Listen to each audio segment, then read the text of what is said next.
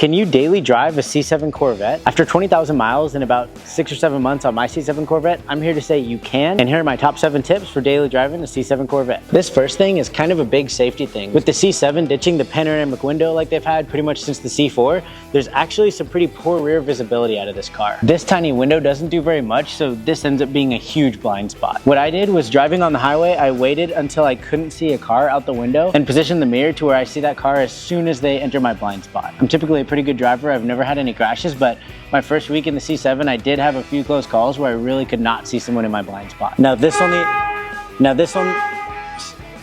applies to 3LT and 3LZ cars. When it comes to the memory seats, a super annoying thing I discovered my first week of ownership was, if you have the exit setting set to when the seat's all the way back, it actually won't start to come forward when you enter the car. When I set my exit setting, I also set it to where the seat doesn't have to move as much each time.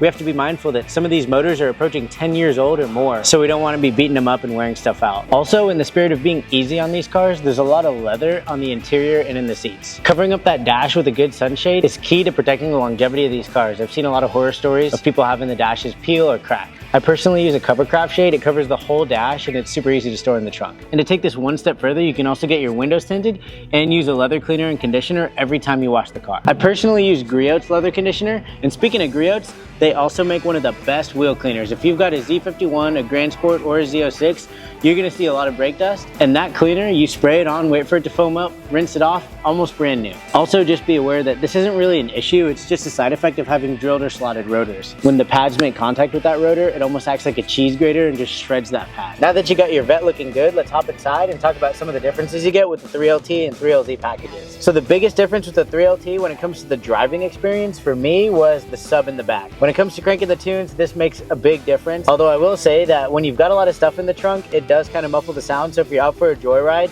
definitely leave the trunk empty and let the tunes rip. Another big creature comfort thing is the magnetic ride control. So this car has the magnetic ride control, which you can adjust with this knob down here. It makes a huge difference going from sport to tour mode around town. It changes the suspension up and kind of lets it ride a little more smooth. And the last thing when it comes to the suspension is, these cars you can actually lower from the factory. So from the factory, these cars ride like monster trucks.